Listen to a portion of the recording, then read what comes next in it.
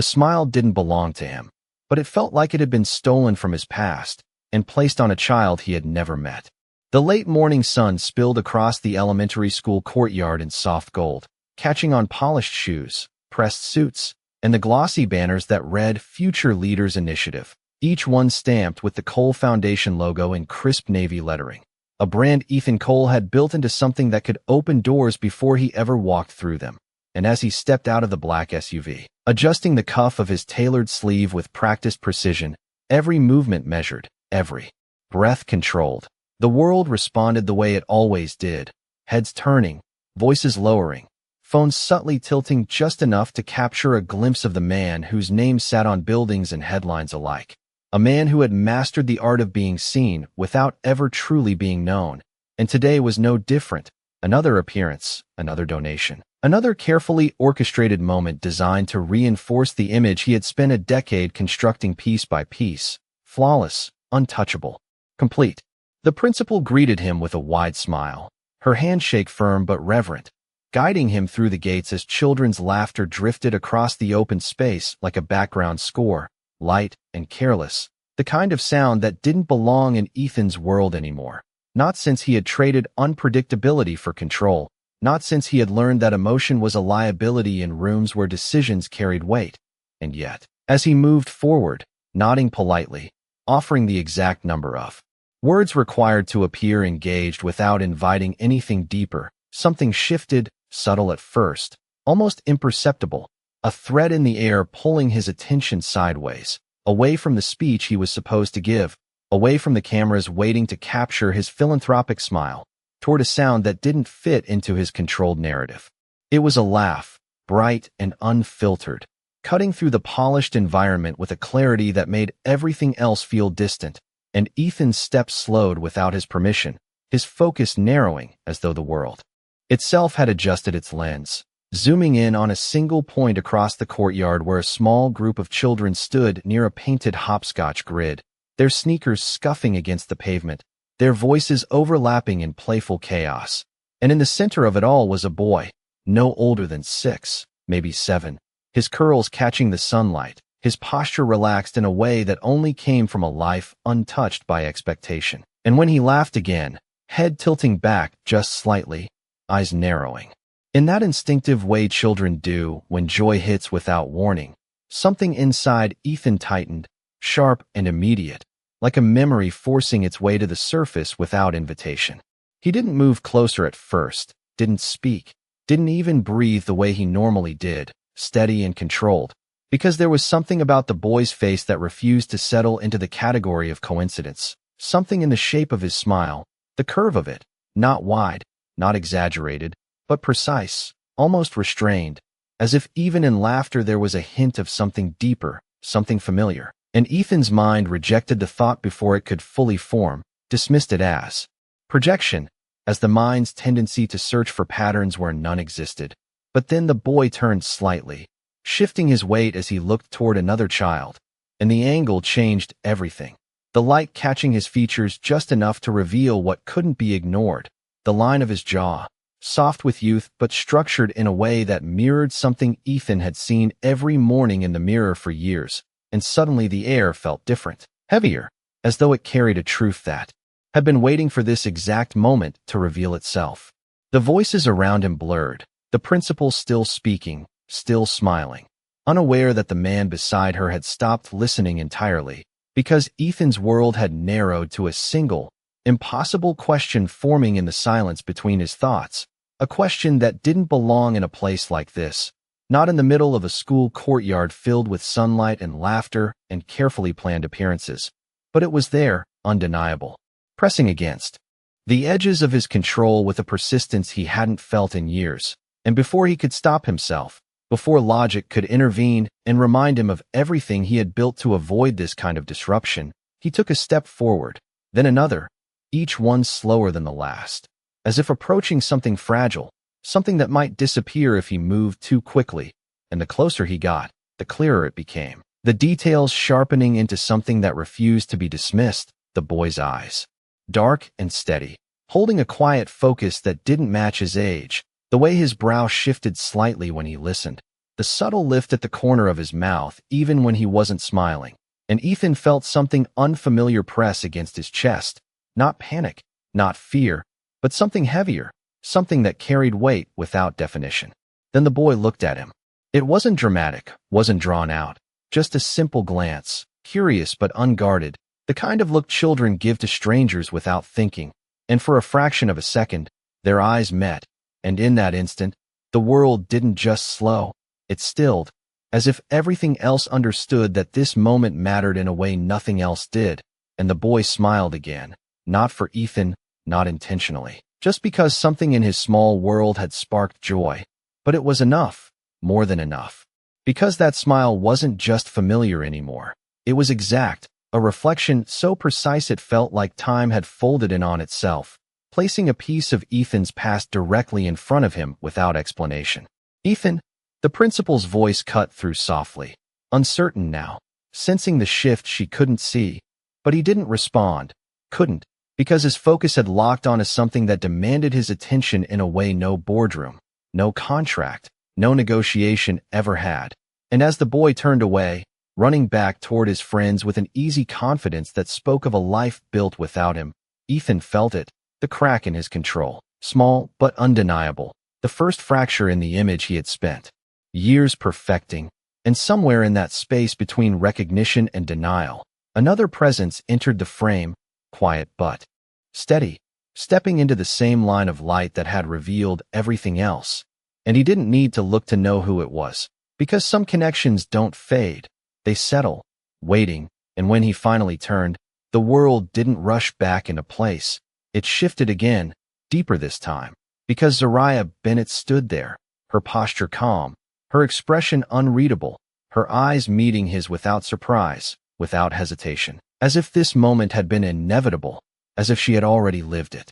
In her mind long before he ever stepped onto this campus, and the distance between them wasn't measured in feet, it was measured in years, in silence, in choices that couldn't be undone, and for the first time since he built his empire, Ethan Cole didn't know what to say, didn't know how to control what came next, because standing in front of him wasn't just a woman from his past. It was the answer to a question he hadn't been ready to ask, and somewhere behind her, the boy laughed again, the sound cutting through everything like a truth that refused to stay hidden any longer.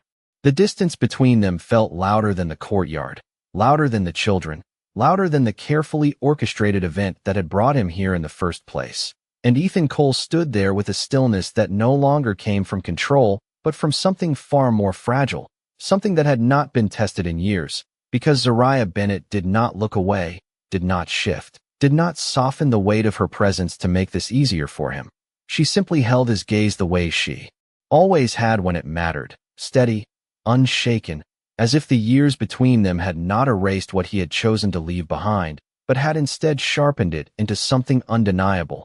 And for a moment neither of them spoke, because some silences carry more truth than words ever could, and this one was filled with everything they had never said. Ethan's throat tightened, not visibly, not in a way anyone around them would notice, but enough for him to feel it, enough to recognize that whatever version of himself had walked into this school moments ago was no longer standing here now, because this was not a boardroom, this was not a negotiation, this was not a situation where strategy could be applied and outcomes could be predicted. This was something else entirely, something that did not follow the rules he had built his life around. And for the first time in a very long time, he was not prepared.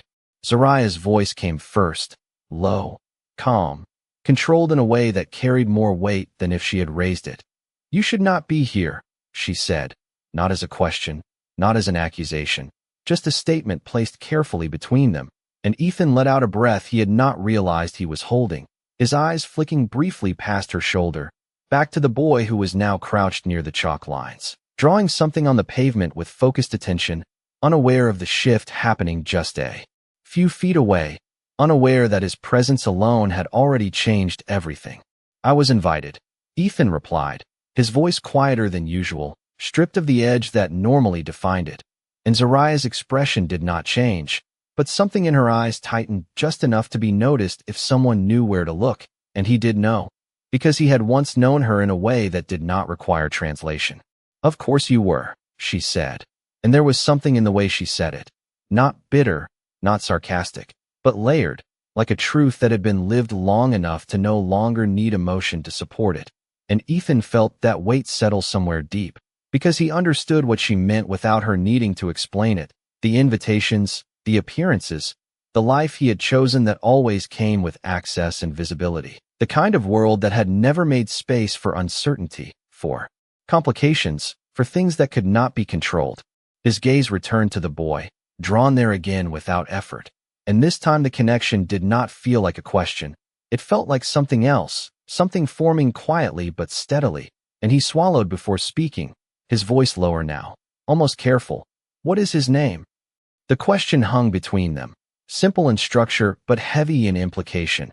And for the first time, Zariah's eyes shifted, not away, but downward, just briefly, just enough to acknowledge the weight of what he had asked. And when she looked back at him, there was something different there, not softness, not forgiveness, but a recognition that this moment had crossed a line that could not be uncrossed.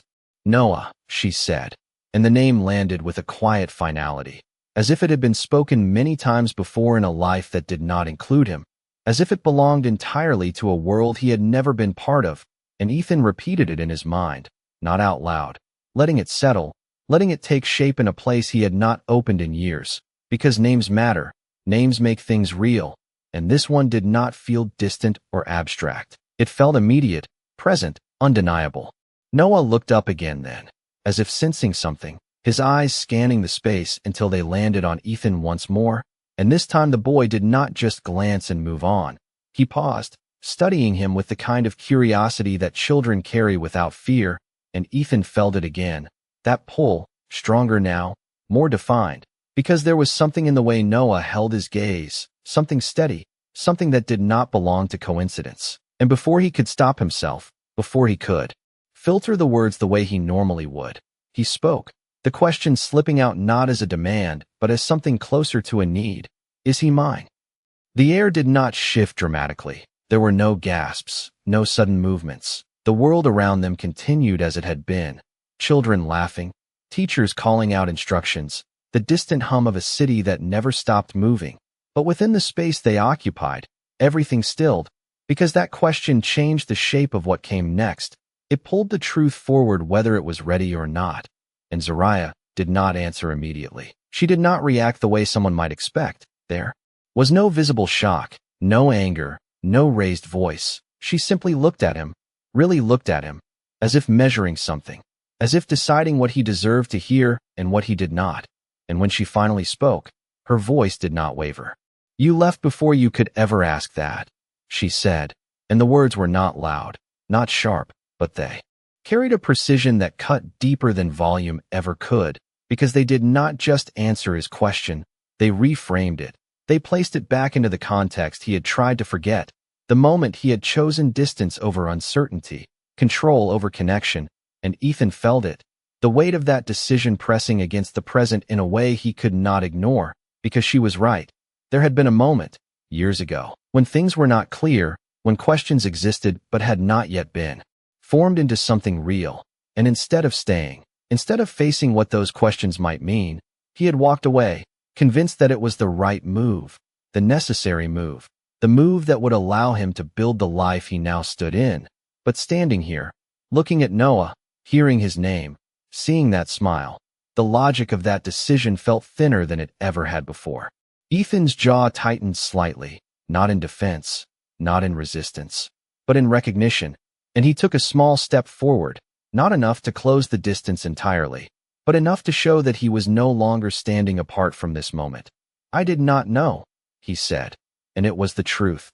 But even as the words left his mouth, he could hear how incomplete they sounded, how they failed to carry the weight of what had happened, because not knowing did not erase leaving, it did not undo the absence that had followed, and Zariah's expression reflected that understanding, her head tilting just slightly, not dismissive, not harsh, just certain. "No," she replied. "You did not stay long enough to know." And there it was again, not anger, not accusation, just truth, placed calmly where it could not be ignored. And Ethan felt something shift again, deeper this time, because this was not a confrontation he could win. This was not a situation where words could be arranged into a solution. This was something that required something else, something he had not had to access in years. And for a moment, he did not try to respond. He did not try to fix it. He simply stood there, letting the weight of it settle, letting the silence stretch just enough to acknowledge what had been said without rushing to fill it. Behind them, Noah stood up, brushing chalk dust from his hands, his attention now drifting back toward the adults. And as he took a few steps closer, Zariah's posture shifted almost imperceptibly, her hand moving to rest lightly on his shoulder, not protective in a way that suggested fear, but deliberate, a quiet boundary drawn without words. And Ethan noticed it. Of course he did. Because that single gesture carried more meaning than anything she could have said. It made it clear that whatever connection might exist, whatever truth was beginning to surface, access was not automatic, presence was not guaranteed. And for the first time, Ethan Cole understood that this was not a situation he could step into and control. This was a space he would have to earn, if it was even possible at all. And as Noah looked up at him again, curiosity still present, still open, Ethan felt the question return, not spoken this time, but settled somewhere deeper, heavier, because the answer had already begun to form in everything he had seen, everything he had felt, and the silence between them was no longer empty. It was full of something that could not be undone. Noah did not step back when Zariah's hand rested on his shoulder.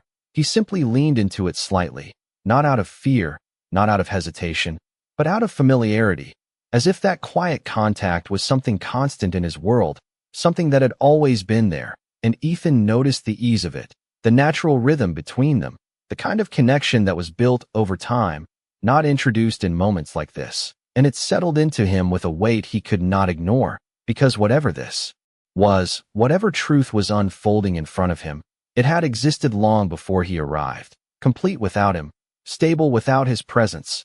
And that realization did something to the way he stood, something subtle but real, shifting him from a man who commanded space into one who now occupied it carefully.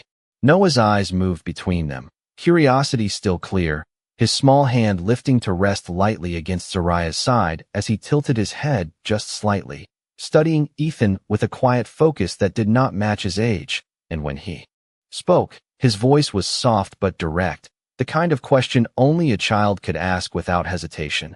"Mom, who is that?"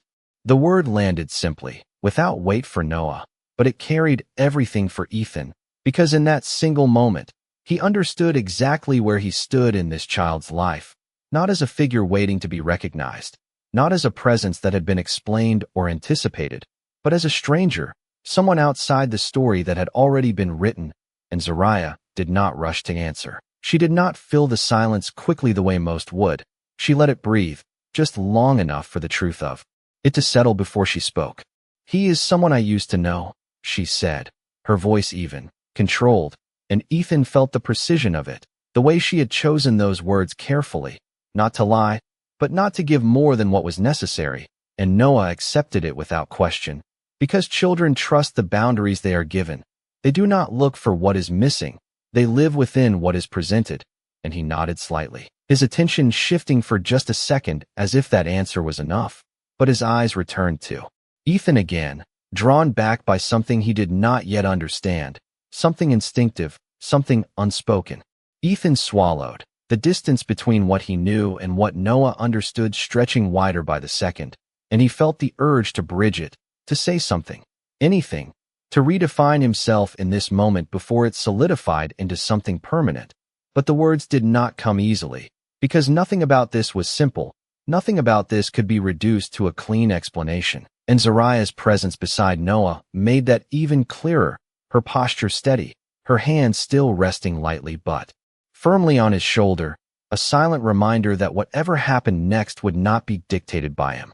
"Hi, Noah," Ethan said finally, his voice softer than it had ever been in any public setting, stripped of the authority that usually carried it. And Noah blinked once, then offered a small, polite smile, the same smile that had already undone something inside Ethan. "Hi," he replied, his tone open, unguarded, and for a moment, the simplicity of that exchange felt almost overwhelming, because it carried none of the weight Ethan was feeling, none of the history, none of the consequences, It was just a greeting, pure and uncomplicated, and that contrast made everything else feel heavier by comparison. Zariah shifted slightly then, her gaze moving briefly toward the surrounding space. The teachers, the parents, the subtle glances beginning to form as people noticed the stillness between them.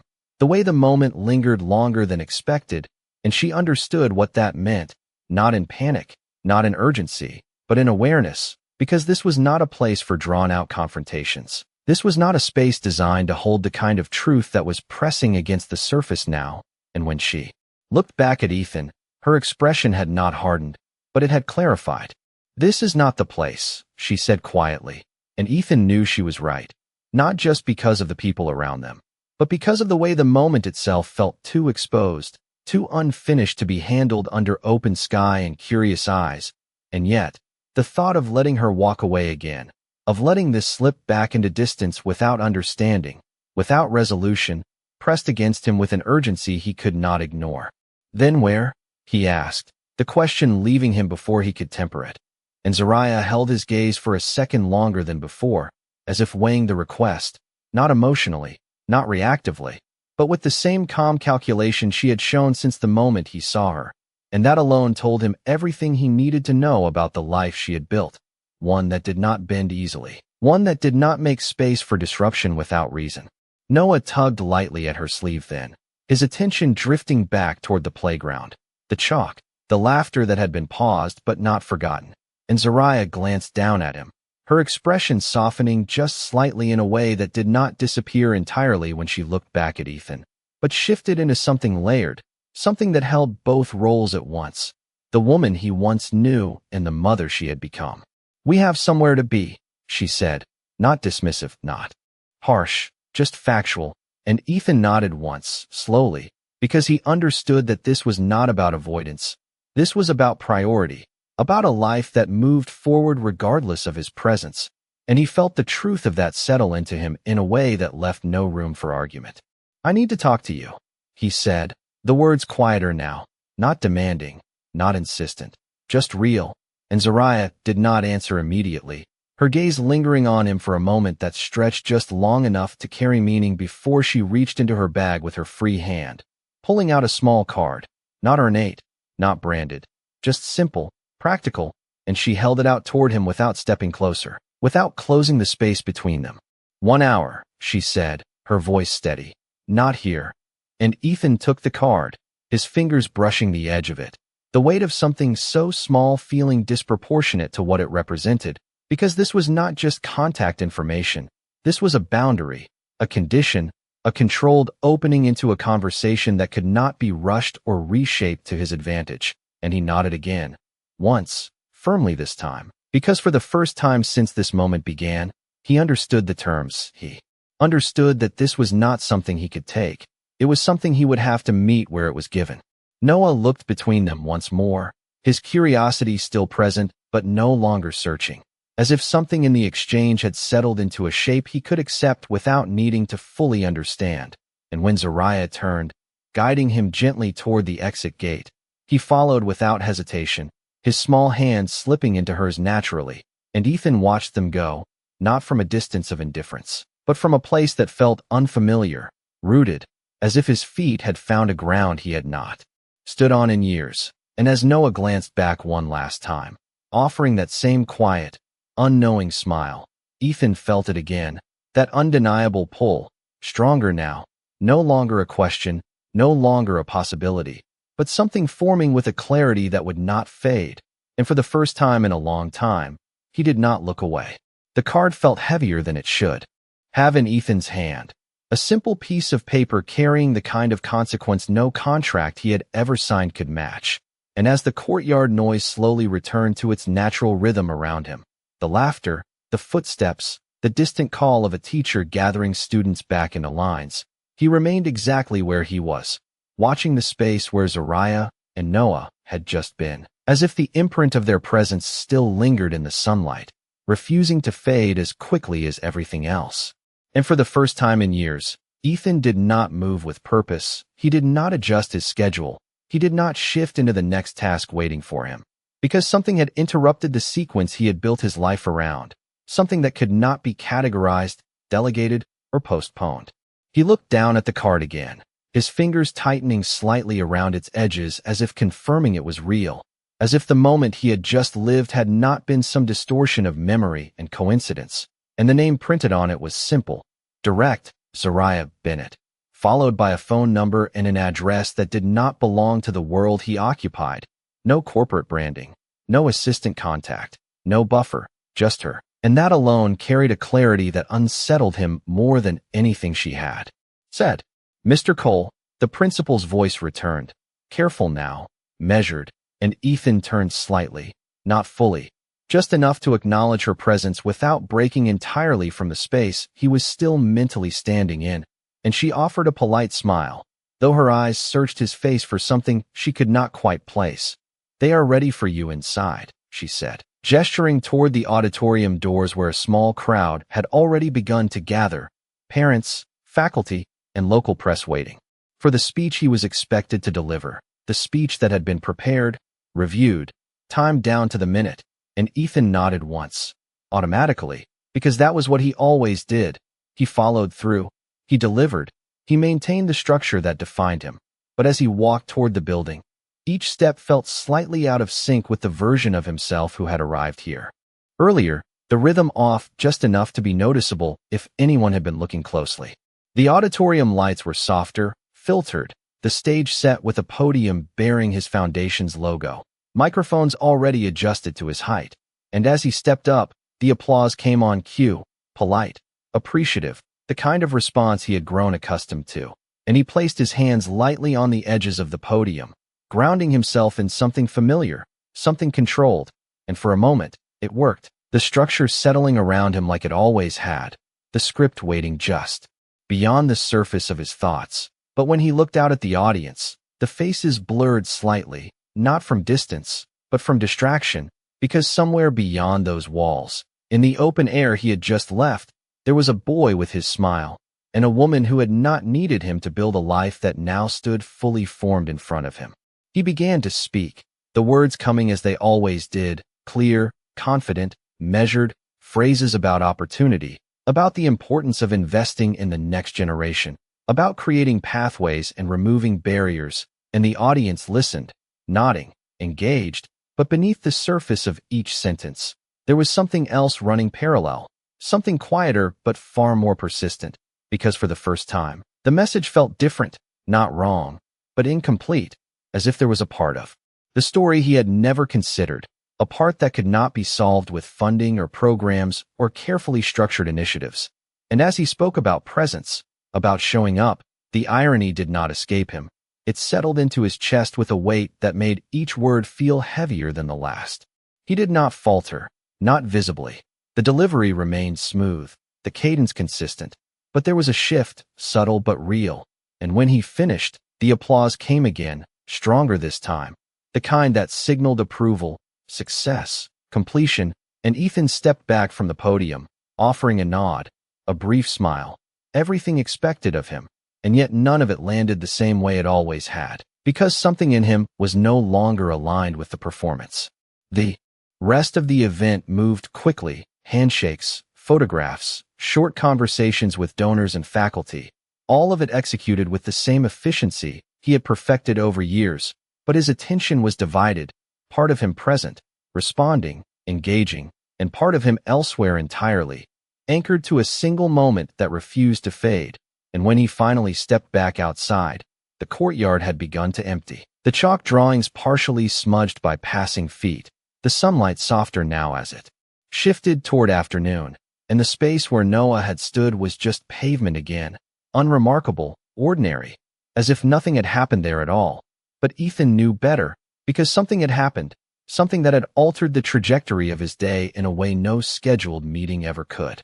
He walked back toward the SUV, the driver already stepping forward to open the door, but Ethan did not get in immediately. He paused, his hand resting briefly against the top of the door as he looked out toward the gate where Zariah and Noah had exited, and for a second, the world felt quieter, not physically, but internally, as if everything unnecessary had fallen away, leaving only the essential question he could no longer ignore, not whether the child was his, but what that truth required of him now. He reached into his pocket, pulling out the card again, his thumb brushing over the printed number, and without overthinking it, without giving himself the space to retreat back into hesitation, he stepped away from the car, turning slightly to face the street, and dialed. The phone rang once, twice, each second stretching just enough to make him aware of the choice he had just made. And when the line clicked, there was no greeting at first, just a quiet presence on the other end, and Ethan did not speak immediately either, because the weight of what needed to be said did not fit into a rushed introduction. But he knew he could not let the silence linger too long, not now. "I will be there," he said finally, his voice steady but lower than usual, stripped of the formality he carried into every other call. And there was a pause, not long, just enough for Zariah to acknowledge what he had said without needing to question it.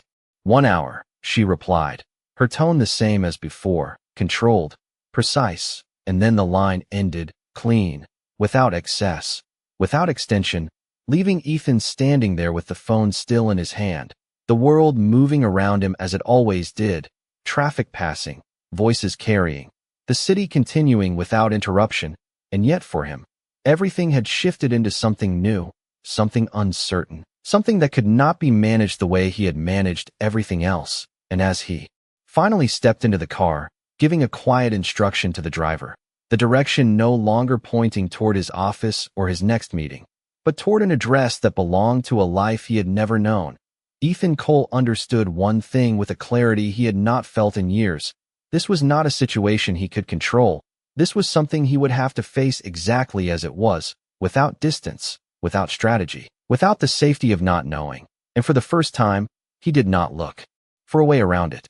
The city moved the way it always did, indifferent to the weight of individual moments, cars sliding past each other in steady lines, traffic lights shifting from red to green with mechanical precision, people crossing streets without hesitation, their lives unfolding in patterns that did not pause for anything.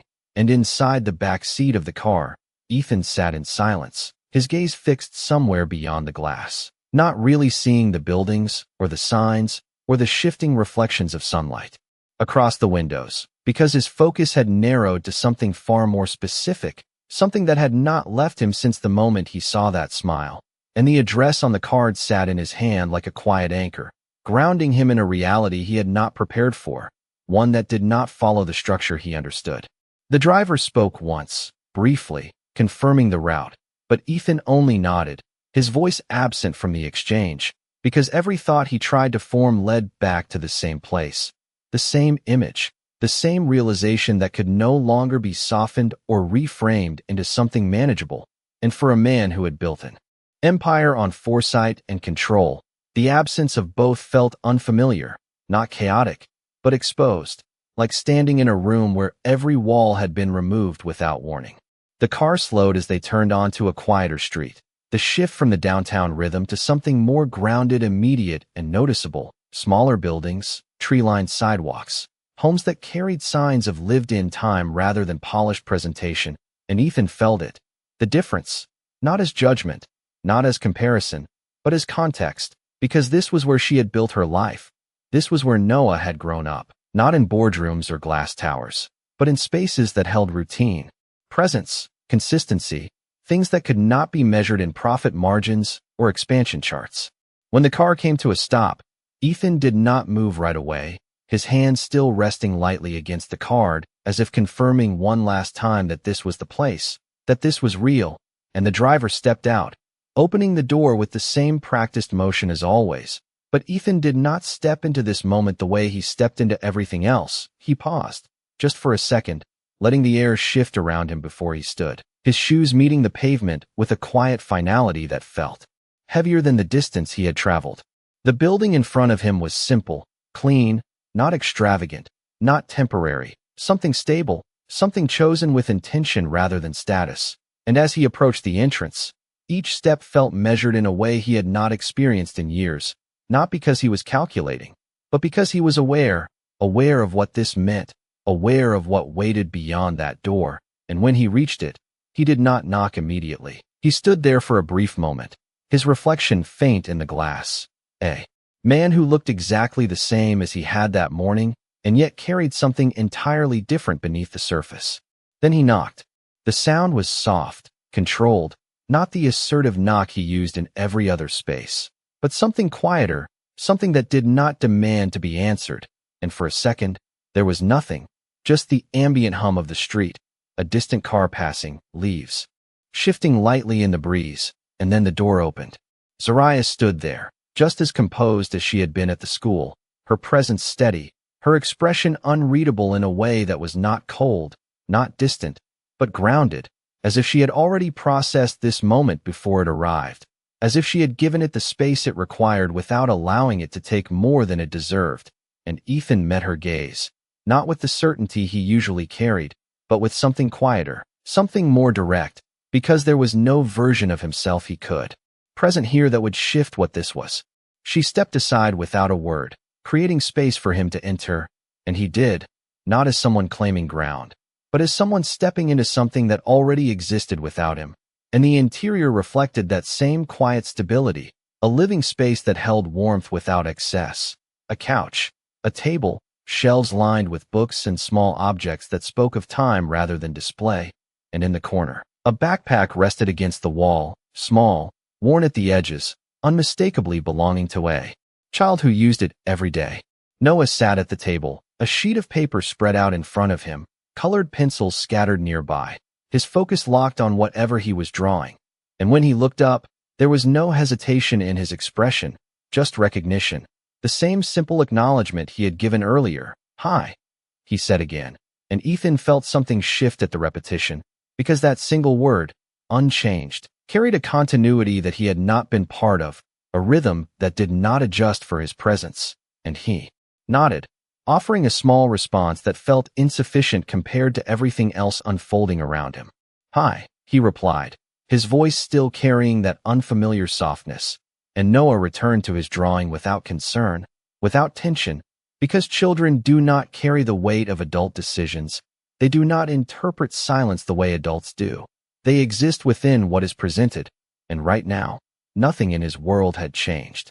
Zariah moved toward the kitchen area, her steps calm, unhurried, and Ethan remained where he was for a moment, taking in the space not as an outsider evaluating it, but as someone trying to understand what it represented. And when she returned, she did not offer him a seat, did not guide the interaction into something structured. She simply stood across from him, the distance between them intentional, defined.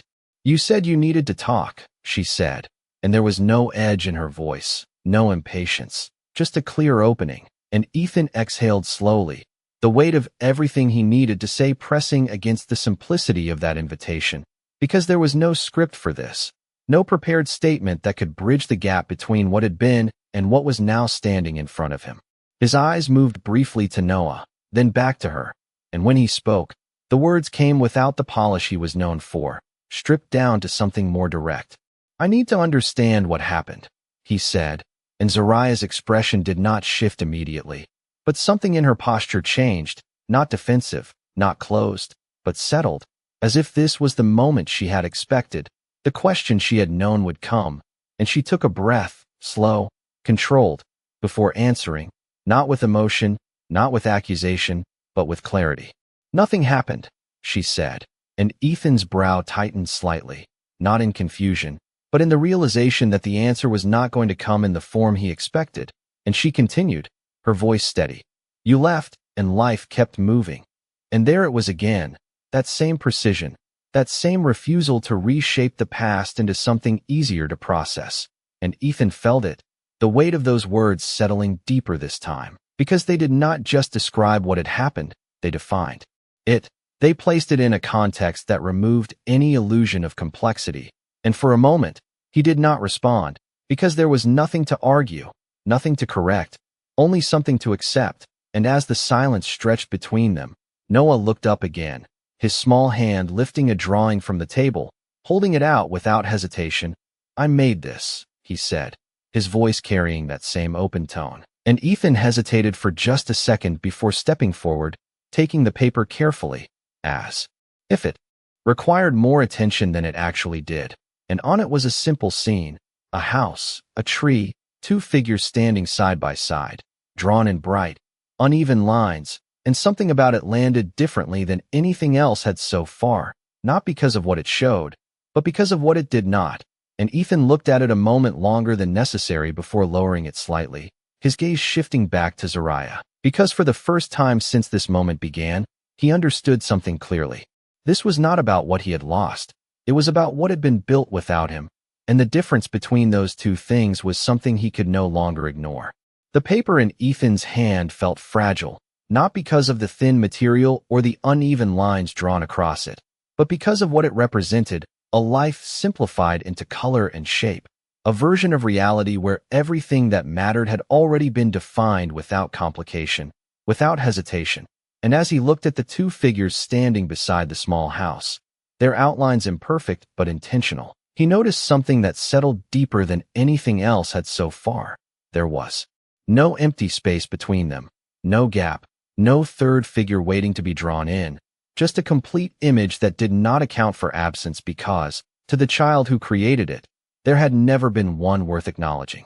Ethan lowered the drawing slowly, careful not to crease it, his fingers holding the edge as if the act of handling it required more respect than anything else he had touched that day. And when he looked back at Noah, the boy was watching him, not nervously, not expectantly, just with a quiet curiosity, as if waiting to see what kind of response this stranger would give to something that meant everything in his small world. "It is good," Ethan said, his voice steady but softer than before, and Noah smiled, satisfied with that simple acknowledgement, the kind of validation that did not require explanation or elaboration, and he reached out, taking the paper back without hesitation, placing it carefully beside him as if it already had its place, as if it belonged exactly where it was. Zariah observed the exchange. Without interruption, her presence still, her gaze moving between them with a calm awareness that did not interfere but did not disengage either, and Ethan felt that too.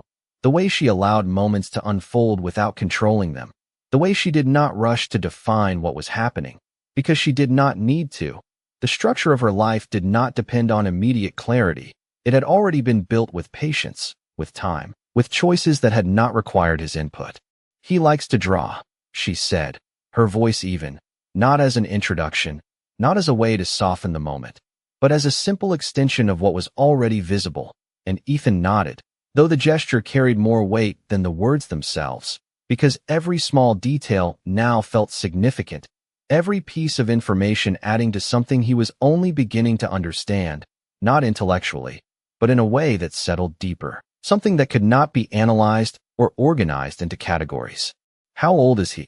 Ethan asked, and the question came out quieter than intended, as if the answer itself required space, and Zariah did not hesitate this time. 6, she said, and the number landed with a clarity that immediately began to connect itself to everything else, timelines, memories, decisions, and Ethan felt it align in a way that left no room for denial, no space for reinterpretation, just a direct line from the past to the present that he could no longer step around. 6 years. He repeated it silently, not as a calculation, but as a realization, because 6 years was not just time, it was a full life, a complete set of moments he had not been part of, first steps, first words, first days of school, all of it existing in a space that had never included him, and the weight of that did not come as a sharp impact. It came as something slower, something that settled into place piece by piece, until it could no longer be ignored. Noah shifted in his chair, reaching for another pencil, his attention returning to his drawing with the ease of someone who had no reason to hold on to the tension in the room, and Ethan watched him for a second longer than necessary, noticing the way he held the pencil, the slight tilt of his head when he focused, small details that should have meant nothing and yet felt impossible to dismiss, because each one carried a familiarity that no explanation could fully account for. "Does he know?" Ethan asked, his voice lower now, more careful, and Zariah's eyes met his directly, not defensive, not guarded, just steady. "No," she said, and there was no pause, no uncertainty, just a clear boundary placed where it needed to be, and Ethan nodded once, absorbing that, understanding immediately what it meant, that whatever truth existed between them, it had not been passed on. It had not been introduced into Noah's world, and that choice had been made deliberately, not out of secrecy, but out of protection, out of control over a narrative that belonged to her until it could be handled differently. Why? The question slipped out before he could reshape it. Not as an accusation, not as a challenge, but as something closer to a need for understanding. And Zariah's expression did not change, but there was a shift, subtle, measured, as if she was deciding how much of the truth he was ready to hear, not because she wanted to withhold it, but because the weight of it required the right moment. Because he did not need to know what was not present, she said, and the words landed with the same clarity she had carried through every part of this conversation. Not emotional, not layered with explanation, just direct, and Ethan felt something tighten in his chest, not from disagreement, but from the recognition that she had built a life that did not depend on filling in what was missing. She had chosen to define it by what was there, what was real, what was consistent, and that choice had shaped everything he was now seeing. He exhaled slowly, his gaze dropping briefly before returning to her, because there was no way to move through this without stepping into what he had avoided. And for the first time since he entered the room, he did not try to control the direction of the conversation. He did not try to guide it into something structured. He simply spoke.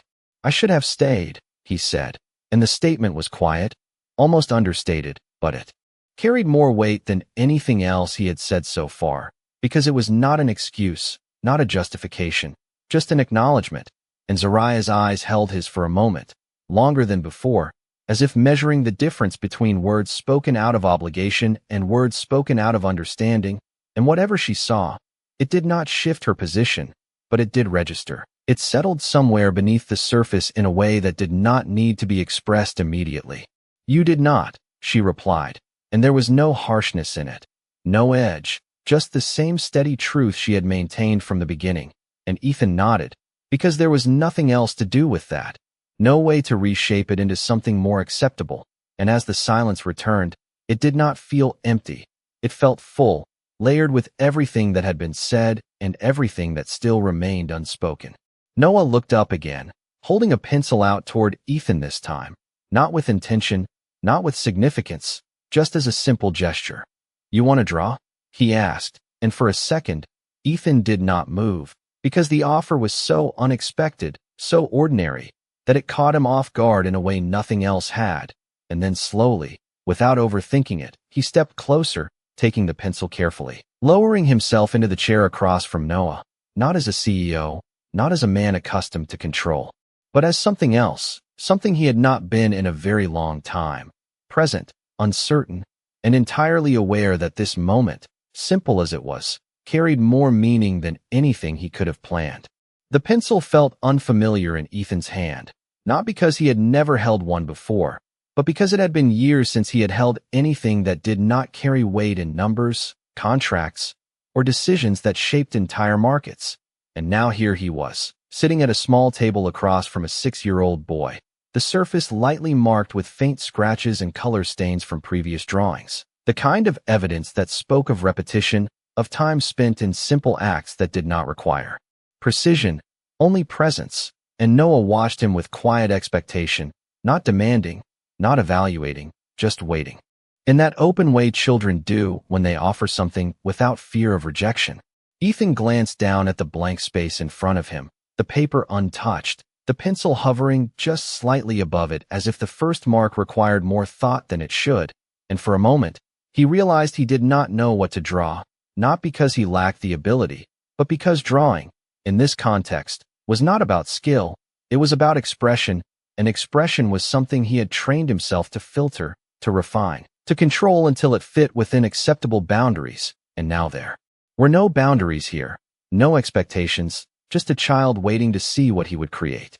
"You can draw anything," Noah said, his voice soft but encouraging, and Ethan looked up briefly, meeting his eyes, noticing again that same calm focus, that same quiet steadiness that felt too familiar to ignore, and he nodded once before lowering the pencil to the paper, the tip making contact with a faint sound that felt louder than it actually was, and he began with a simple line, then another, nothing complex, nothing detailed, just the outline of something forming slowly under his hand.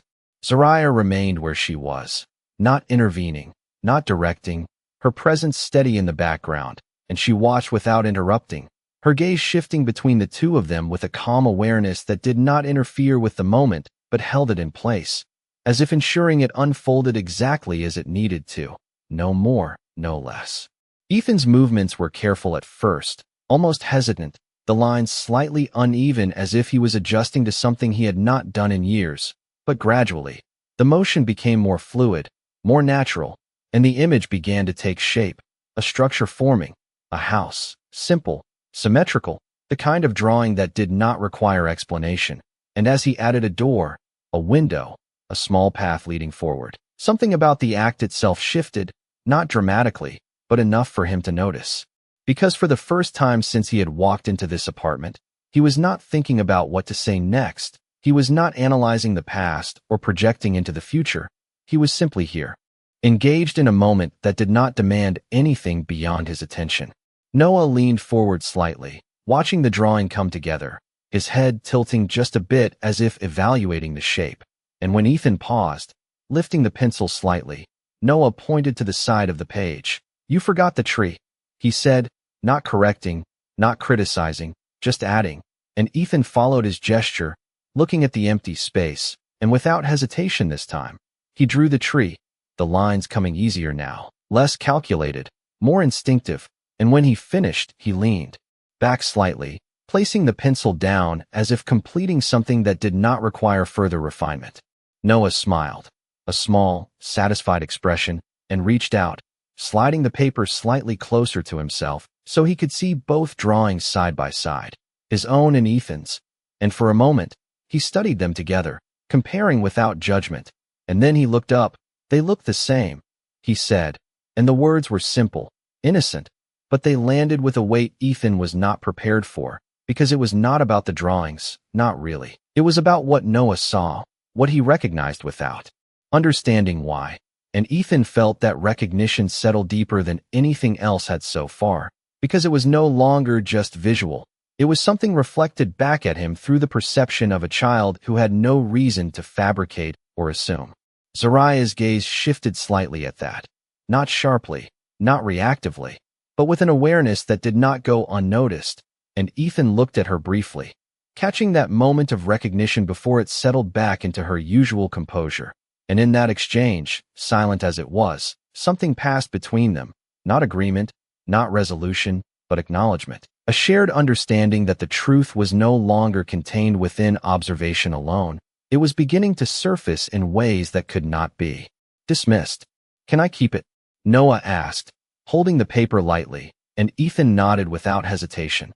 "Of course," he said, his voice steady, and Noah placed the drawing carefully with his own, stacking them as if they belonged together now, as if they were part of the same set. And that simple act carried a meaning Ethan could not ignore, because it was not just about keeping a drawing. It was about placing two things side by side and deciding they fit. The room settled into a quiet rhythm after that, the kind of silence that did not feel empty but complete, and Ethan leaned back slightly in the chair, his hands resting loosely now, no longer holding anything, no longer needing to anchor himself to an object or a thought, because for the first time since this began, he was not searching for control. He was allowing the moment to exist as it was. "You draw a lot?" he asked, his voice directed toward Noah, but softer, more natural than before, and Noah nodded, already reaching for another sheet of paper. "Every day," he said, and there was pride in that statement, not boastful, just certain, the kind of certainty that comes from routine, from doing something consistently without question, and Ethan felt that too. The difference between his world and this one, where consistency was measured in presence rather than performance, where repetition built something tangible, something that could be held, stacked, kept. "What do you like to draw the most?" Ethan asked, and Noah thought for a second, his brow shifting slightly before he answered. "Home," he said, and the word was simple, but it carried everything, because for Noah, home was not a concept, it was a reality, something defined clearly, something he could put on paper without hesitation, and Ethan felt that word settle into him differently than anything else had so far, because it highlighted something he could not change, something that had already been built without him, something complete in its own right. Zariah moved then, stepping slightly closer, not interrupting but re-entering the space in a way that signaled a shift, and Ethan looked up at her, sensing it immediately, the moment transitioning from something quiet and contained into something that required attention again, and she met his gaze, her expression steady, unchanged, but her presence carried intention now. "He has homework to finish," she said, and it was not a dismissal, not a way to end the interaction abruptly, but a boundary, a reminder that this moment, as significant as it felt, existed within a larger structure that would not be disrupted for it, and Ethan nodded, understanding immediately, because that was the difference here. His world could pause, could shift, could rearrange itself around unexpected moments, but hers did not need to. It continued, steady, consistent, regardless of what had just unfolded. He stood slowly, not rushing, not lingering, just moving with the same measured awareness that had replaced his usual certainty, and Noah looked up at him one more time, offering that same simple acknowledgement. "Bye," he said, and Ethan responded in kind. "Bye, Noah." The name coming easier this time, more natural, as if it had already found its place within him. As he stepped back toward the door, Zariah followed, not to escort, not to guide, but to meet him at the threshold where the outside world waited. And when they stood there again, facing each other in the quiet space between departure and continuation, Ethan understood that whatever came next would not be defined by what had just happened, but by what he chose to do after it. And for the first time, that choice did not feel like something he could plan. It felt like something he would have to earn. The door did not close immediately behind him, and for a brief moment Ethan stood at the threshold between two worlds that no longer felt separate, one foot still grounded in the quiet, steady rhythm of Zariah's life, and the other stepping back into the structured precision he had always known. And the air outside felt different now, not because the city had changed, but because he had. Something subtle but undeniable shifting beneath the surface of his composure. And when the door finally clicked shut with a soft, final sound, it did not feel like an ending. It felt like the beginning of something he had not yet defined. He walked toward the car slowly, not out of hesitation, but because his mind was no longer moving ahead of him, no longer planning 3 steps forward. It was staying with what had just happened, replaying small details that refused to settle into the background, the way Noah had said his name, the way he had compared the drawings without understanding the weight behind that observation, the way Zariah had stood without asking for anything, without offering anything beyond what she chose to give, and each of those moments carried a clarity that did not need explanation. They simply existed, undeniable. The driver opened the door as always, the gesture familiar, expected, but Ethan paused again, his hand resting lightly against the top of the frame as he looked back toward the building, not searching for anything, not expecting to see them again, but acknowledging the space itself, because it had become something more than just an address. It had become a place that held a version of reality he could no longer ignore. And after a second, he stepped inside, the door closing with a quiet, controlled sound that contrasted sharply with the shift happening within him. The car pulled away from the curb, merging back into the steady flow of traffic, and for a few minutes, neither Ethan nor the driver spoke, the silence unbroken, not uncomfortable, but heavy with thought. And Ethan leaned back slightly, his gaze moving across the passing streets, noticing details he would not have paid attention to before: a child riding a bicycle along the sidewalk, a woman carrying groceries, a man adjusting a sign outside a small shop, ordinary moments that existed without recognition, without announcement, and for the first time, he understood something about them, not intellectually, but in a way that settled deeper. These were the moments that built a life, not the milestones he had spent years chasing, but the small, consistent pieces that came together without needing validation. His phone vibrated lightly in his pocket, a familiar interruption, and when he pulled it out, the screen lit up with notifications, emails, missed calls, messages from his assistant, reminders of meetings, deadlines, decisions waiting to be made. The world he had stepped away from for just a few hours already pulling him back, already demanding his attention, and he stared at the screen for a second longer than necessary. Not because he did not understand what was there, but because it no longer felt as immediate as it once had, the urgency dulled by something else that had taken its place. He unlocked the phone, scrolled briefly, then paused, his thumb hovering over the messages before he pressed a single button, silencing the notifications entirely, not permanently, not dramatically, just enough to create space.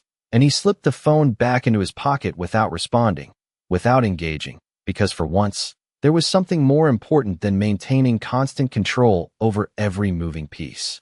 The car turned onto a wider road, the skyline shifting into view in the distance, the glass towers reflecting the afternoon light with the same polished certainty they always had. And Ethan watched them, not with pride, not with detachment, but with a new awareness, because those buildings, those structures he had once measured his success against, now felt different, not diminished, but incomplete, as if they represented only part of a story he had been telling himself for years, a story that had left something essential out without him realizing it. "Where to, sir?" the driver asked finally, his voice respectful, neutral, and Ethan did not answer immediately, because the question, simple as it was, no longer had a default response, no longer pointed automatically to the next scheduled location, and for a moment, he considered the list of places waiting for him, the office, the meeting rooms, the dinner reservations, all of it still there, unchanged. But something in him resisted the automatic choice, resisted the pull to return to a rhythm that no longer felt complete. "Take me to the office," he said after a second, his voice steady but quieter than usual, and the driver nodded, adjusting the route without question. And as the car moved forward, Ethan leaned back again, his mind not jumping ahead to the tasks waiting for him, but staying with something else, something that had not yet been resolved, because leaving that apartment had not ended anything. It had only opened a question he could not ignore. 6 years. The number returned again, not as a calculation this time, but as a presence, something that existed independently of his understanding.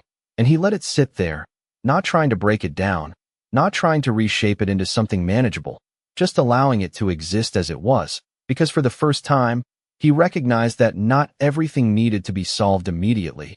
Not everything required a strategy. Some things required time, presence, and a willingness to face them without control.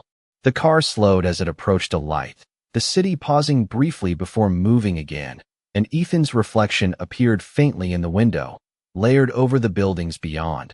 A man who looked exactly as he always had, composed, successful, defined, and yet behind that reflection, there was something new, something that did not fit into the image he had spent years maintaining, something quieter, less certain, but more real. And he held that reflection for a moment longer before looking away.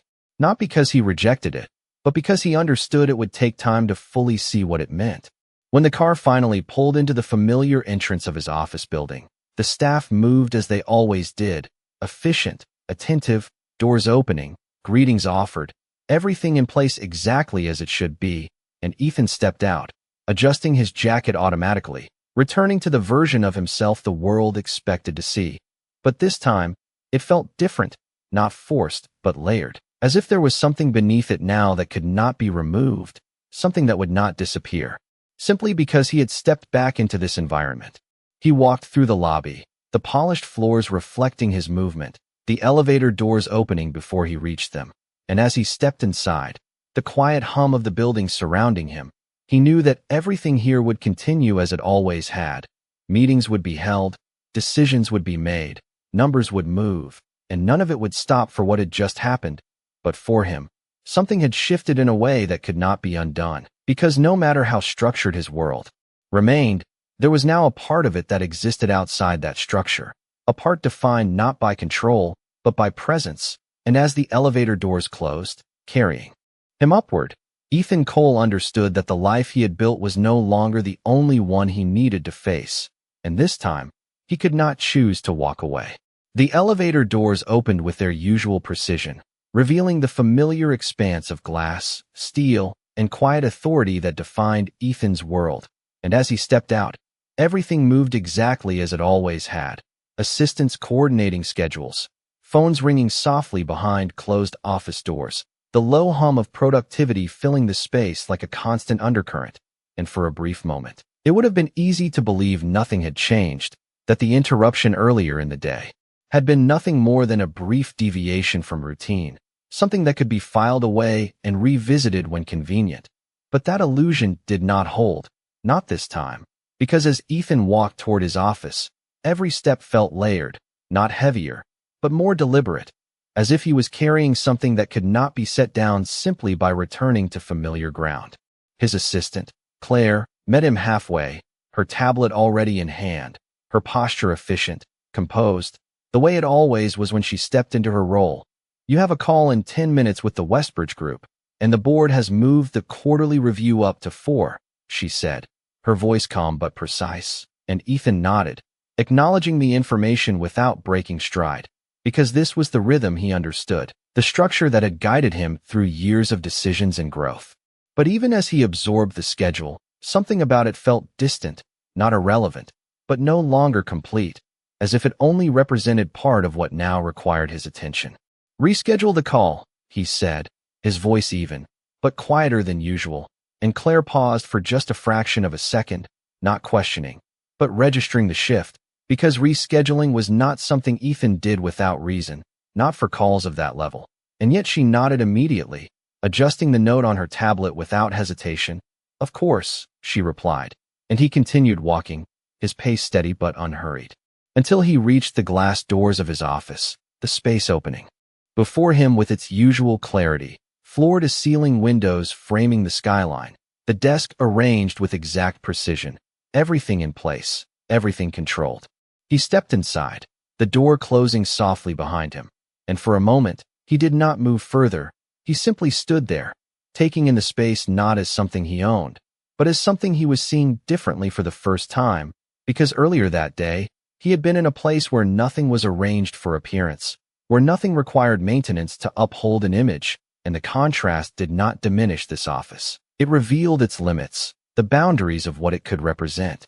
He walked toward the desk slowly, setting his keys down with a soft sound that echoed slightly in the quiet room, and instead of sitting immediately, he moved to the window, his reflection appearing faintly against the city beyond, and he studied it, not out of vanity, but out of recognition, because the man standing there looked the same, composed, precise, controlled, but there was something behind that image now, something that did not align perfectly with the exterior, something that could not be managed through posture or tone.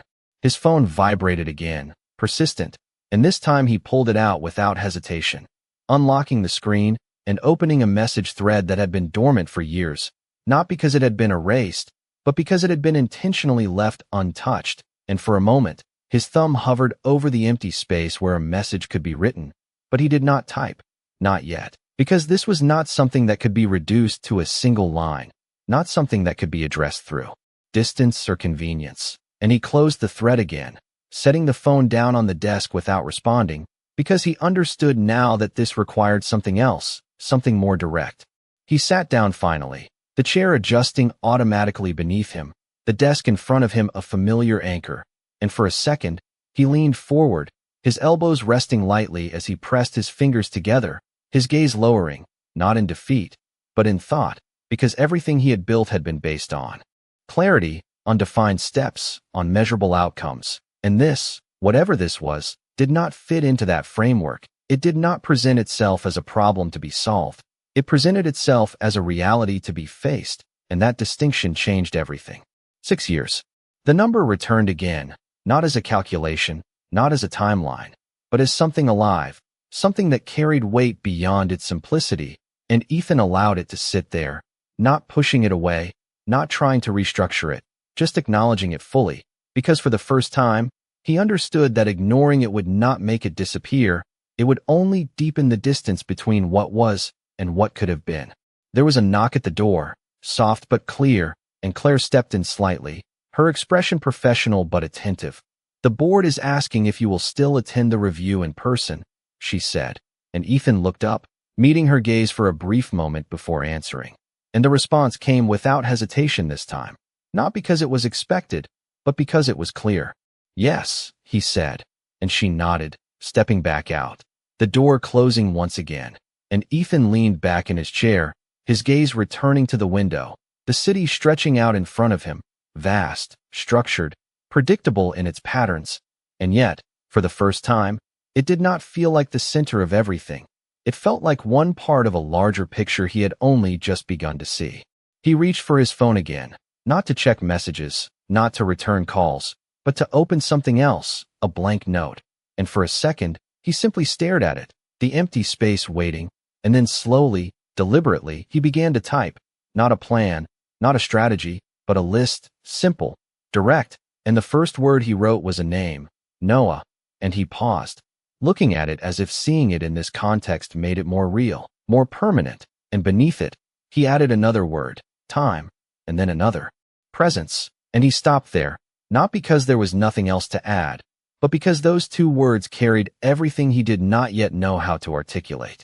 He set the phone down again, leaning back once more, and the room remained quiet, unchanged. But within that stillness, something had shifted in a way that would not reverse, because for the first time in his life, Ethan Cole was not thinking about what he could gain. He was thinking about what he had missed, and more importantly, what he was willing to do about it now. And as the light outside the window began to shift slightly with the passing afternoon, casting longer shadows across the city, he understood that whatever came next would not be defined by control or precision.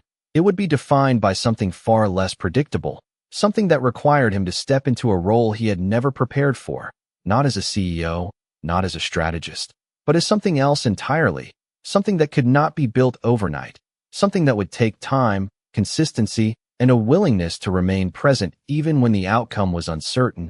And for the first time, that uncertainty did not feel like a risk, it felt like a responsibility. The boardroom was already filled when Ethan stepped in. The long table lined with familiar faces, each one representing a different piece of the structure he had built over years of calculated decisions. And as he took his seat at the head of the table, the room adjusted to him the way it always did. Conversations quieting, attention shifting, the expectation of direction settling into place without being spoken. And for a moment, everything appeared unchanged, the same rhythm, the same dynamic. The same silent acknowledgement of authority that had defined his role for so long. But beneath that surface, something had shifted, something that did not align perfectly with the version of himself these people expected to see. "Let us begin," one of the board members said, his tone efficient, prepared, and the presentation started immediately, numbers appearing on the screen, charts moving in structured progression, projections laid out with precision, and Ethan watched, his posture composed, his expression neutral, absorbing the information as he always did. But this time, there was a difference, not in what he understood, but in what held his attention, because while the figures made sense, while the strategies aligned, there was a part of him that remained elsewhere, anchored to something that could not be quantified, something that did not appear on any screen or report, and that contrast did not distract him. It clarified something he had not fully recognized before. "We are projecting a 12% increase over the next quarter," another voice added, confident, assured, and Ethan nodded once, acknowledging the statement, his mind registering the numbers automatically. But his focus did not linger there. It moved instead to something quieter, something that had taken shape earlier that day, the image of a small table, colored pencils scattered across its surface, a drawing of a house with no empty space beside it. And he felt it again, that shift, not disruptive, but grounding, because for the first time, he understood that growth was not always measured in expansion. Sometimes it was measured in presence, in what remained consistent rather than what increased.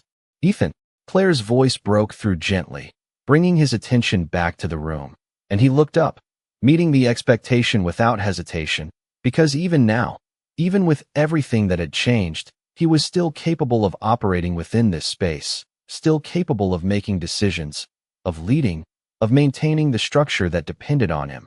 And he leaned forward slightly, his hands resting on the table, his voice steady when he spoke.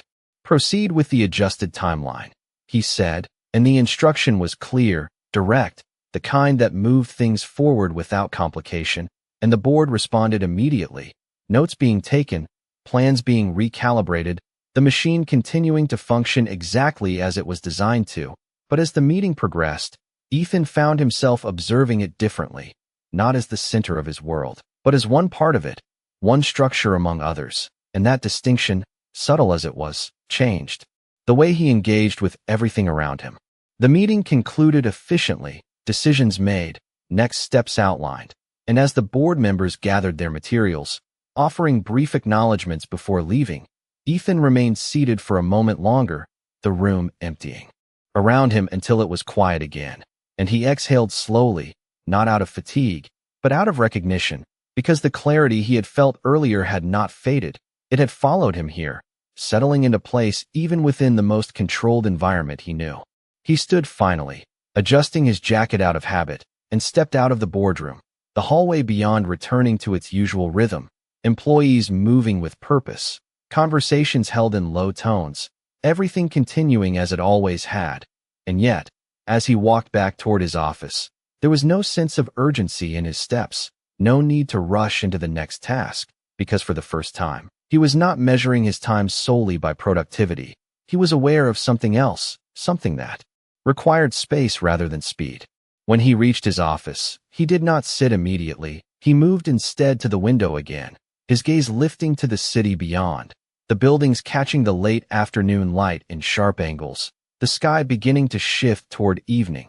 And he stood there for a moment, letting the stillness settle, letting the noise of the day fade just enough to hear his own thoughts clearly. And they did not rush, they did not fragment. They moved with a steady clarity that had not been there before. Because the question was no longer what had happened, it was what came next. His phone rested on the desk behind him, silent now, the notifications no longer demanding immediate attention, and after a moment, he turned, walking back toward it with the same measured pace he had carried since leaving the apartment.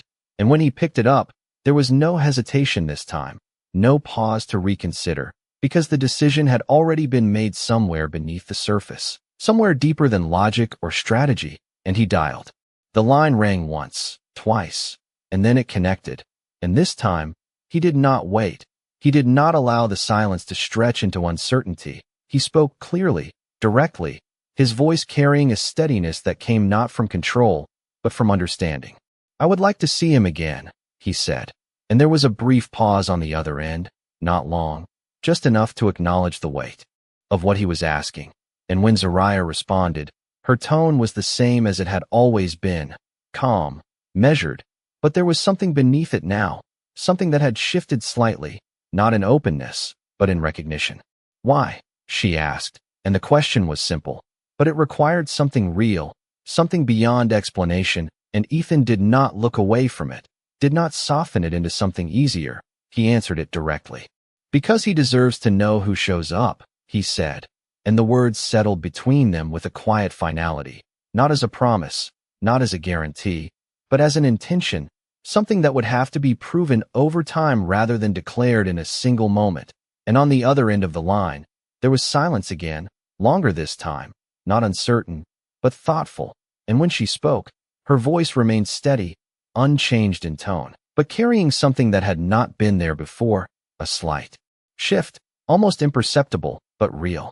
"Tomorrow," she said, and then the line ended, leaving Ethan standing in his office, the phone still in his hand, the city stretching out beyond the glass. And for a moment, he did not move, because everything he had built, everything he had controlled, everything he had defined for himself over the years, now existed alongside something else, something that could not be controlled, something that would require patience, consistency, and a willingness to remain present even when it was not convenient. And as he finally lowered the phone, setting it down with quiet intention, Ethan Cole understood that this was no longer about what he could achieve. It was about what he was willing to commit to. And for the first time, that commitment did not feel like a calculation. It felt like something else entirely, something that could not be measured, only lived.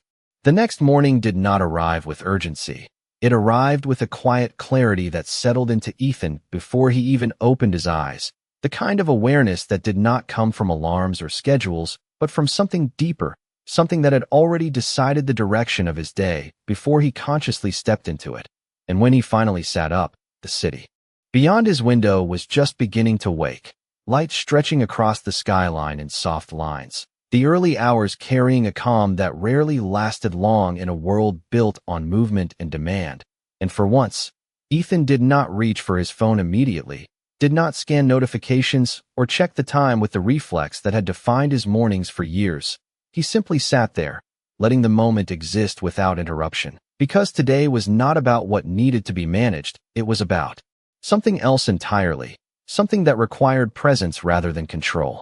When he did stand, his movements were slower, not hesitant, but deliberate, as if each action carried intention rather than routine, and as he dressed, adjusting his cuffs, smoothing the lines of his jacket, the familiarity of those motions did not disappear, but they no longer defined him the way they once had. They were part of the structure, not the center of it. And when he finally reached for his phone, the screen lit up with the same flood of messages, updates, reminders, but this time, he did not let them dictate his pace. He acknowledged them briefly, responded where necessary, and then set the device aside without allowing it to take more than it needed, because there was somewhere else he was meant to be. The drive felt different this time, not because the route had changed, but because he had. The city passing by with its usual rhythm, people moving with purpose, traffic flowing in steady patterns, and yet none of it felt distant or disconnected. It felt like part of a larger picture he was only beginning to see clearly. And when the car turned onto the same street as the day before, there was no hesitation in him, no pause to reconsider, only a quiet readiness that settled into place as the building came into view.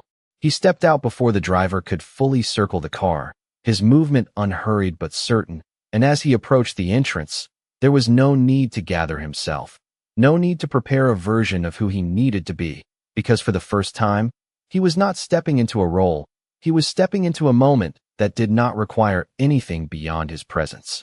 When he knocked, the sound felt the same as before, soft, controlled, but this time, it did not carry uncertainty, it carried intention, and when the door opened, Zariah stood there again, her posture unchanged, her expression steady, but there was something different in the way she looked at him, not softer, not more open, but more defined, as if this moment had already been accounted for, already placed within the structure of her day, without disruption.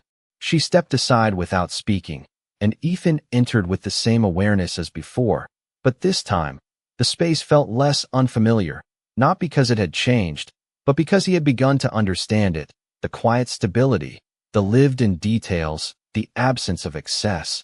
And in the same place as before, Noah sat at the table, his backpack now open beside him, papers spread out in front of him, a pencil in his hand moving steadily across a worksheet, his focus complete, undisturbed by the presence at the door. "Hi," Noah said without looking up immediately, as if the greeting had already become part of the pattern, something expected rather than questioned, and Ethan responded in the same tone. "Hi, Noah." The name coming naturally now, without pause, without the weight it had carried before, not because it meant less, but because it had begun to settle into something real. Zariah moved toward the kitchen again, her steps calm, her presence still grounded in the same quiet control, and Ethan remained near the table, not standing over Noah, not interrupting, but observing, noticing the way he worked through each problem with steady focus, the way he erased lightly when something was not right, then rewrote it without frustration, without hesitation. And there was something in that rhythm that held Ethan's attention, something about the consistency, the patience, the absence of urgency, and he found himself speaking without overthinking it.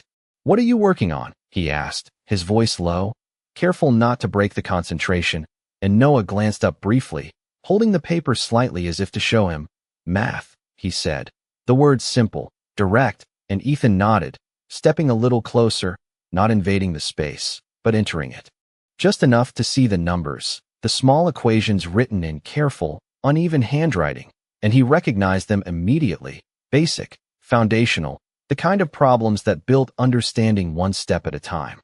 "Do you like it?" Ethan asked, and Noah shrugged slightly, his pencil pausing for a second before continuing. "It is okay," he said, and there was honesty in that. No need to impress, no need to perform, just a simple answer, and Ethan almost smiled at that, because it carried a clarity he was not used to hearing in rooms where every answer was calculated for effect. Zariah returned then, placing a glass of water on the table beside Noah without interrupting his work, her movements seamless, integrated into the flow of the moment, and she looked at Ethan briefly, not questioning his presence, not guiding it, just acknowledging it as part of what was happening, and for a second, there was a quiet understanding between them, something unspoken but present, that this was not about a single visit, It was about what came after, what remained consistent beyond. The initial moment.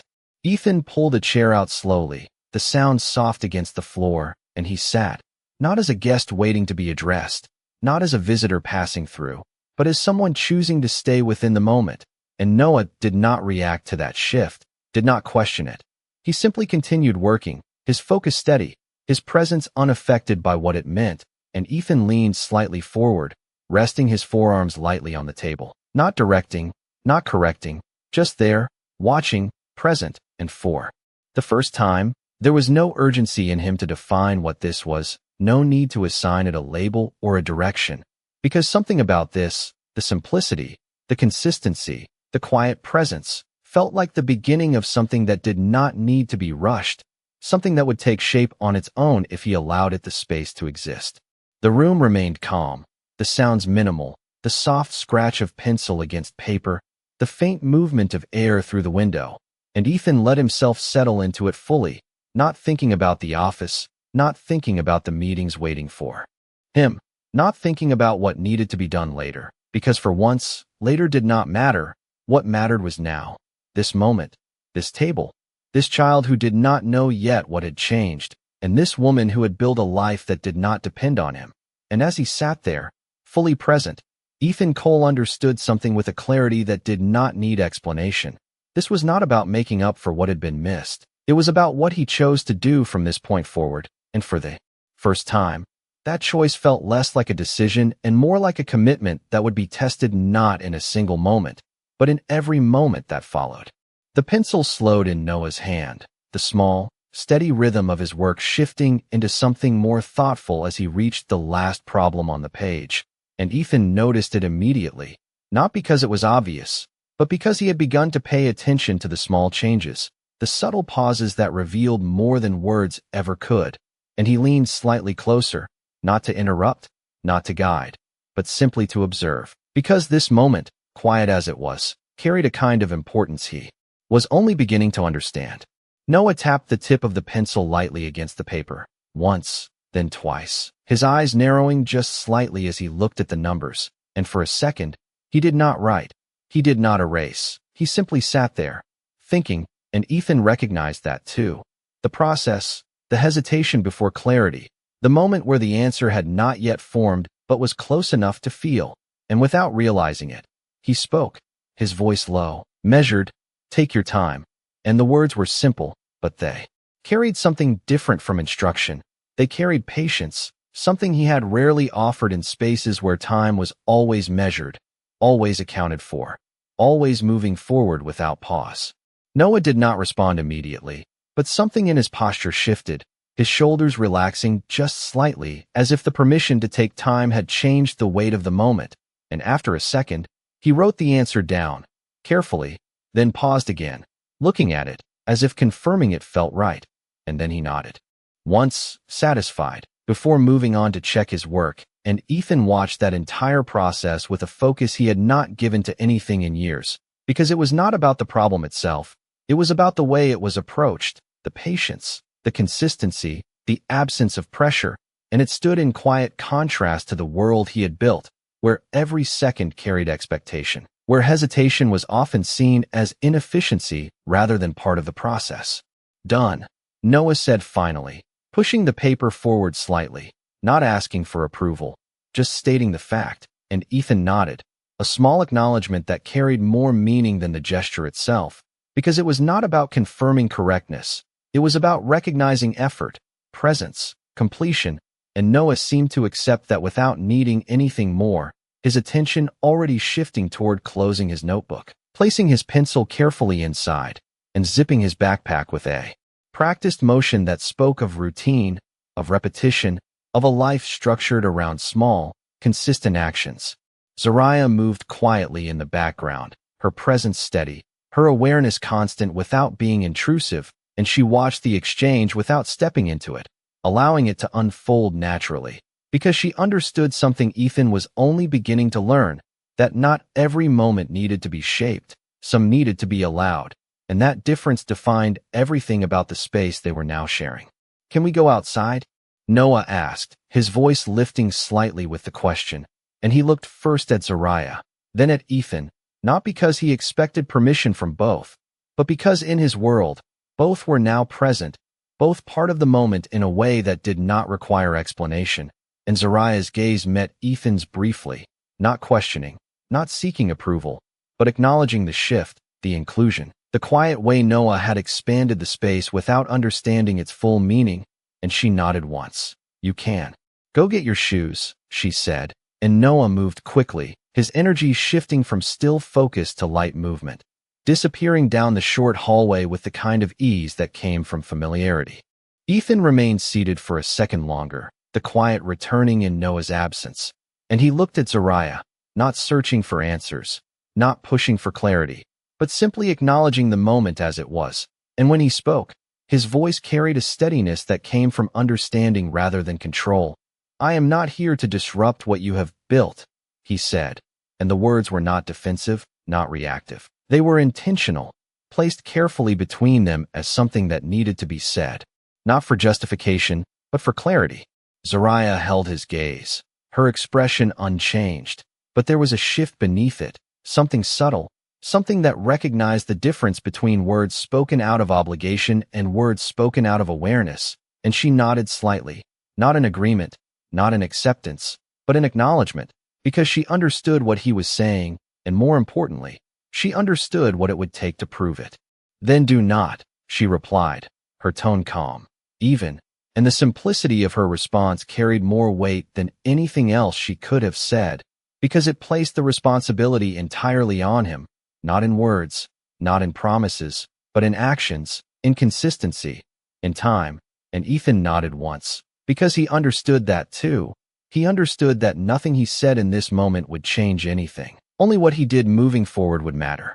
Noah returned then, his shoes slightly mismatched in their laces, his jacket pulled halfway over his shoulders as he moved quickly, his energy filling the room in a way that shifted the tone without effort.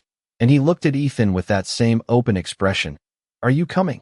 he asked, and the question was simple, but it carried everything, because it was not about the outside, it was about inclusion, about presence, about whether Ethan would step into this next moment or remain at a distance, and for a second, the answer felt larger than it should have, because it represented more than a choice, it represented a direction. "Yes," Ethan said, standing without hesitation this time, his movement natural, unforced, and Noah smiled, satisfied, before turning toward the door, already moving forward with the certainty that the moment would continue exactly as expected. Zariah followed behind them, her pace steady, her presence unchanged, and as they stepped outside, the air felt different, not because it had shifted, but because Ethan had. The small patch of grass beside the building, the sidewalk stretching out into the neighborhood, the simple openness of the space holding a kind of quiet freedom that did not exist in the structured environments he was used to, and Noah moved ahead, his steps light, his attention shifting between small details, a leaf on the ground, a crack in the pavement, things that held importance only because he chose to notice them. Ethan walked beside him, not leading, not directing, just present, and for the first time, the absence of control did not feel like a loss. It felt like something else, something he had not experienced in years, something that did not need to be defined to be understood, and as Noah pointed out something small, something insignificant in any other context, Ethan listened, not because it mattered in the way he was used to, but because it mattered here, in this moment, in this space, and that was enough. Zariah walked slightly behind them, her gaze steady, her presence quiet but aware, and she watched the interaction unfold with the same measured understanding she had carried from the beginning, because she knew this was where the real test began, not in conversations, not in questions, but in moments like this, simple, consistent, unstructured, where presence could not be performed, it could only be real. And as the three of them moved forward, the space between past and present did not disappear, but it began to shift, not closing, not resolving, but changing in a way that suggested something new was being built, not quickly, not easily, but steadily, one moment at a time. The afternoon light stretched longer across the pavement, soft and golden, casting elongated shadows that moved slowly with each passing minute, and Noah ran a few steps ahead, his small sneakers tapping lightly against the sidewalk as he followed an invisible path only he seemed to understand, stopping occasionally to examine. Something others would overlook, a leaf caught between cracks, a line of ants moving with quiet purpose, the edge of a curb worn smooth by time. And Ethan followed at a measured pace beside him, not rushing, not guiding, simply allowing the moment to unfold without imposing direction, because for the first time, he understood that presence did not require control, it required attention. "Look at this," Noah said, crouching suddenly, his voice filled with quiet excitement as he pointed to something near the ground, and Ethan lowered himself slightly, not out of obligation, but because he wanted to see what Noah saw, and it was nothing remarkable, just a small, uneven stone with a faint line running through it. But Noah looked at it as if it held meaning, as if it was worth noticing, and Ethan nodded. "That is interesting," he said, not because the object itself mattered, but because the act of noticing did, and Noah smiled, satisfied, before standing again, continuing forward without needing more acknowledgement. Zariah walked a few steps behind them, her presence steady, her gaze attentive without interfering, and she watched the distance between them carefully, not measured in feet, but in moments, in how easily Noah moved toward Ethan without hesitation, how naturally he included him without understanding why, and she did not interrupt that, she did not redirect it, because she knew that what was happening here could not be forced or controlled, it had to form on its own, slowly, honestly, without expectation. The sidewalk opened into a small park at the end of the block, a simple space with a few benches, a patch of grass, a playground set worn by use rather than design, and Noah moved toward it instinctively, his steps quickening as he reached the swings, gripping the chains with familiar ease before looking back over his shoulder. "Push me," he said, the request simple, direct, and Ethan paused for a second, not because he did not understand what was being asked, but because the simplicity of it carried something deeper than expected, something that could not be reduced to action alone. And then he stepped forward, placing his hands lightly against the back of the swing, the metal cool beneath his fingers, and gave a gentle push.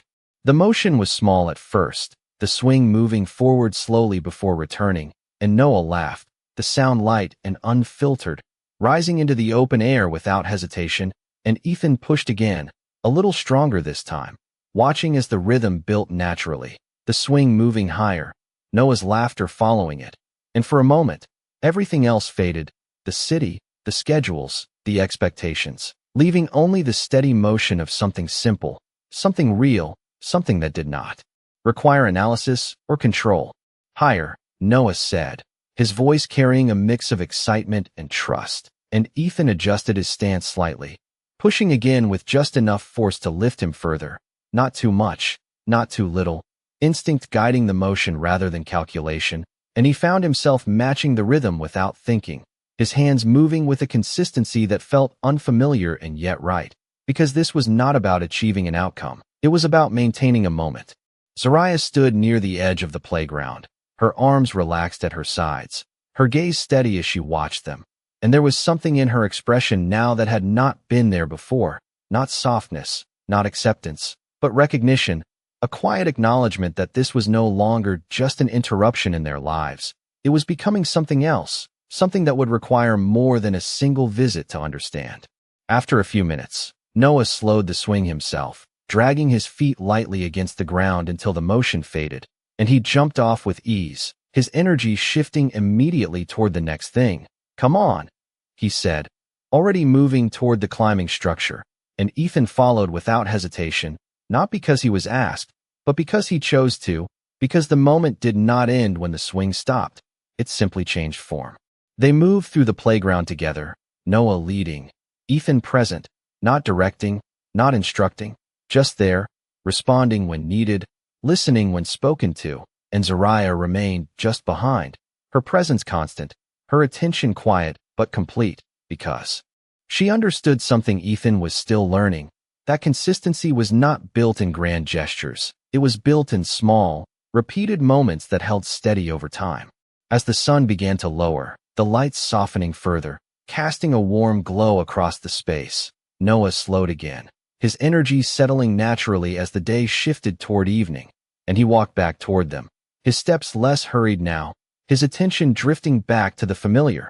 And when he reached Zariah, he leaned lightly against her side, not out of exhaustion, but out of comfort, the kind that came from knowing exactly where he belonged. And Ethan saw that, felt it in a way that did not require explanation, because that connection had been built over years, over moments he had not been part of, and it was not something he could step into immediately. It was something he would have to approach with patience, with consistency, with time. "We should head back," Zariah said, her voice calm, steady, and Noah nodded without protest, his hand slipping into hers naturally. And Ethan stood there for a second, the moment settling around him, not ending, but shifting again, and he understood what this meant, not as a conclusion, but as a continuation, because leaving now did not close anything. It simply marked the end of one moment and the beginning of another. They walked back together, the path familiar now, the rhythm quieter, more settled, and when they reached the building, Zariah paused at the entrance, turning slightly toward Ethan, her gaze meeting his with the same steady clarity she had carried from the beginning. And for a moment, neither of them spoke, because what needed to be understood was already there, unspoken but clear, and Ethan nodded once, not as a signal of completion, but as an acknowledgement, a recognition that this was not something that would be resolved quickly, that it would require more than intention, more than presence. It would require consistency, patience, and a willingness to remain even when it was not easy. Noah looked up at him one last time, offering that same simple, unguarded expression. "See you tomorrow," he said, not as a question, not as a hope, but as something assumed, something already placed within the structure of his understanding. And Ethan met his gaze, the weight of those words settling into him in a way that did not feel heavy, but real, and he nodded again. "See you tomorrow," he replied, his voice steady, grounded, and as Zariah led Noah inside, the door closing softly behind them, Ethan remained there for a moment longer, the evening air settling around him, the city continuing in its steady rhythm, and for the first time in his life, the path forward was not defined by what he could control, but by what he was willing to show up for, again and again, without expectation, without guarantee, only with the quiet certainty that some things were not built in a moment, they were built in presence, and this time, he did not turn